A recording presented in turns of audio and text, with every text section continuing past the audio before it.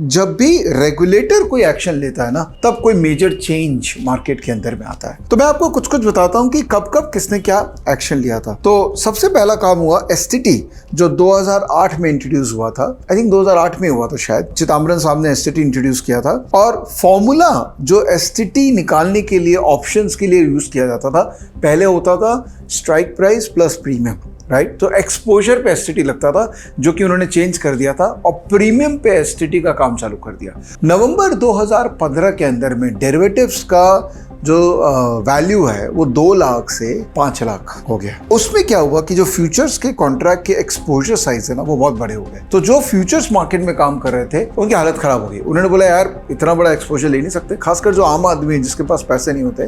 तो उसने बोला कि चलो मैं ऑप्शंस यूज करके उस एक्सपोजर को लेता हूं। तो वो एक बड़ा रीजन था ऑप्शंस में अगेन मार्केट शिफ्ट होने का। 2020 के अंदर में कोविड के टाइम पे कुछ स्ट्रक्चरल चेंजेस किए गए। पहला चेंज जो कि है कि इंट्राडे जो लिवरेज है, जो पहले ब्रोकर्स देते थे, पर्टिकुलरली जो डिस्काउंट ब्रोकर है ना, वो भर भर के लिवरेज देते थे 10 टाइम्स 20 टाइम्स 30, उसको बंद कर दिया गया। और गवर्नमेंट की तरफ से एकदम क्लियर इंस्ट्रक्शन आया कि जो एक्सचेंज का मार्जिन सिस्टम है ना, उसको फॉलो किया जाएगा। पीक मार्जिन कॉन्सेप्ट इंट्रोड्यूस किया गया कि डेली बेसिस पे पीक मार्जिन देखा जाएगा, और कोई भी इंडिविजुअल अगर मार्जिन शॉर्टफॉल है तो वो ब्रोकर की जिम्मेदारी है कि उस मार्जिन को उसको मेंटेन रखना पड़ेगा। तो उसके कारण क्या हुआ, रिस्क सिस्टम में कम हो गया, जिसके कारण ऑप्शंस मार्केट में, क्योंकि लोगों का कम कैपिटल होता है, तो लोगों को लगा कि यार मार्जिन मेरे पास कम है, तो उसको यूटिलाइज करने का बेस्ट तरीका क्या है, तो वो ऑप्शंस निकला। और एक जो मेजर चेंज हुआ ऑप्शंस मार्केट में, वो था मार्जिन बेनिफिट। अगर आप स्प्रेड ट्रेड कर रहे हैं ऑप्शंस में, मतलब एक स्ट्राइक लेके दूसरा स्ट्राइक बेच रहे हैं, तो उसमें जो रिस्क है एक्सचेंज को, वो कम हो जाता है। और रिस्क अगर कम हो गया तो ऑब्वियसली मार्जिन रिक्वायरमेंट जो है वो भी लॉजिकली कम होनी चाहिए।